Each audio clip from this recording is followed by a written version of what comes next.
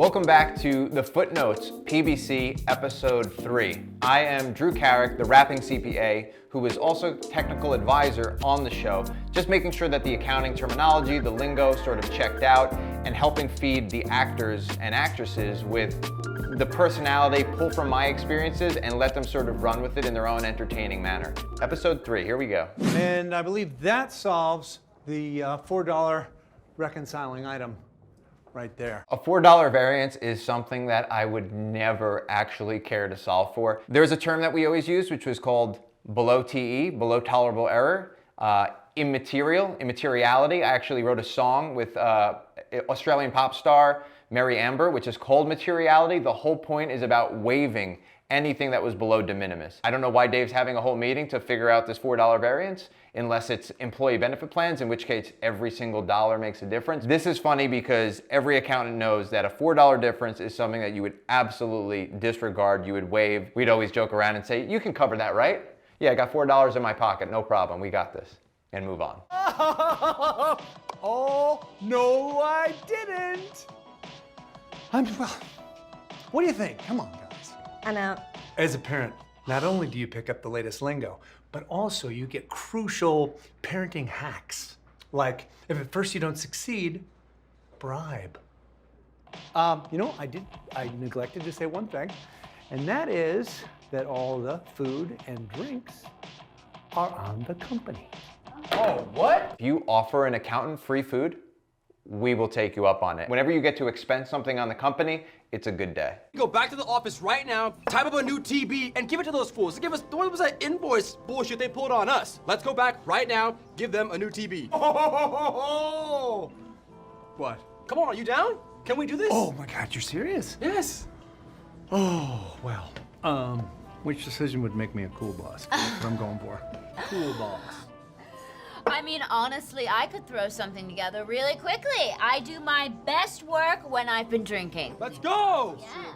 Let's do it! We're gonna have you deliver it, Sarah. That's the rules. With a big smile on your face.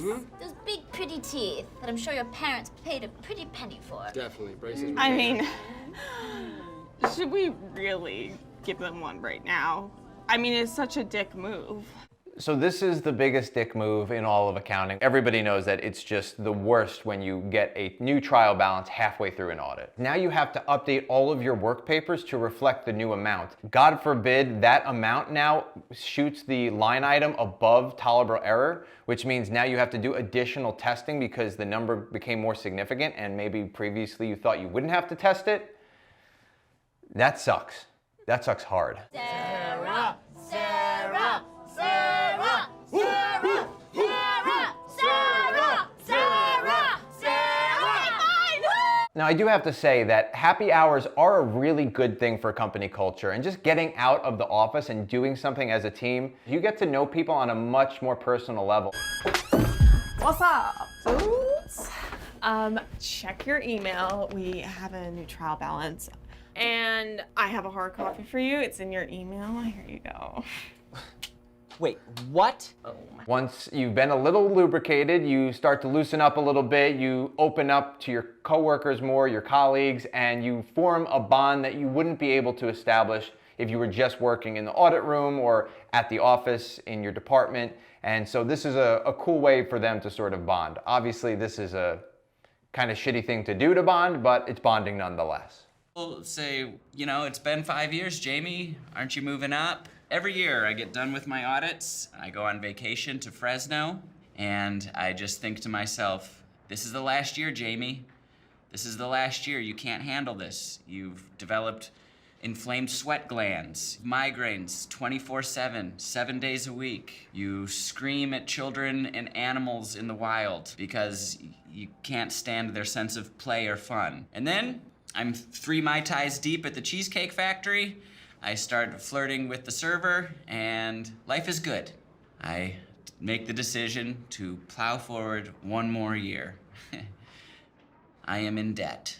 Look, this is what happens. We go through these busy season cycles. We're miserable, we make it through, and you have some company events, you're drinking a little bit, you feel good, you're like, that wasn't so bad, and you remember all the good times and you stick it out. Then all of a sudden it's busy season again, and you're like, damn it. I can't leave now because I'd really be messed up if I left my team right on the onset of busy season. So you stick it out one more year, and this cycle continues and continues and continues until eventually you either make partner or you get driven out. You know what? We need to send a message, all right? They sent us a PDF in a hard copy, for Christ's sakes. So getting a PDF version of a trial balance is probably one of the worst things ever. Can't we just have it in Excel? I'm gonna revise the PBC. I'm gonna give him 25 extra invoices, and I'm not even gonna test him. Bro, that's fire. Bro, that is actually fire. Do we strictly pranking them back by giving them more work to do? A lot of the times, places ended up still using filing cabinets, so you're digging through all these files to try to pull the support. Sometimes it could take all day for you to do this. So to say, we want you to go pull extra support because we're asking for it and we're not even gonna look at it, that is the audit power move prank back. Guess what else? I'm gonna email it up the chain. Yeah. Boom, right? You CC somebody on an email, that's the sort of like, hey, this is serious. This isn't just between me and you now. I'm calling my parents and I'm getting them on your ass. I didn't care that you came in hungover. I wouldn't care if you came in drunk. I wouldn't give a if you ran over one of the auditors in the parking lot.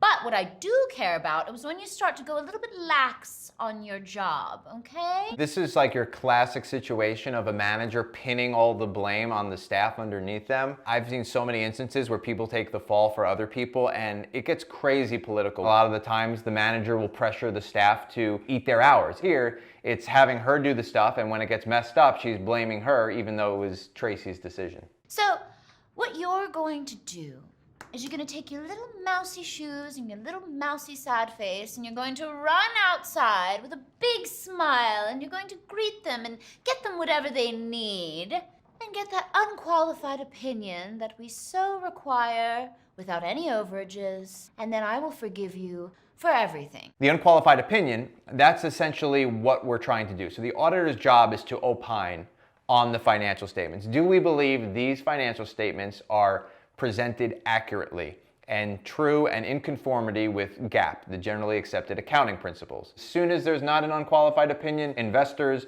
are raising their eyebrows, your stock in the company is going to plummet. The thing about overages is why you would never want to actually prank the auditors. You want them in, out, and gone. You're worried about them now being stuck there working more. Every hour you go above how much you budgeted for, a lot of the times that has to come out of the client's pocket. How about a shot? Oh, I mean, should we really be drinking at work? I won't tell anyone if you don't, Sarah. I can keep a secret, can you? Tracy's up to no good. If you're committing fraud, the last thing you want is the auditors to stick around longer than they have to. You can see here though that she's starting to build the website because one of the requested invoices was a made-up company. That invoice got pulled means you have to actually present that invoice. But since Tracy was paying herself, or we'll find out, through a fake company, she has to quickly create the support. That way she can give it to the auditors, which is why she wanted to be the one to take up that invoice request and not have Sarah do it. Watching the Footnotes to PBC. If you haven't seen the full series already, go check it out over here. And also like and subscribe so you can stay up to date with all of our awesome accounting content. As always, stay footed.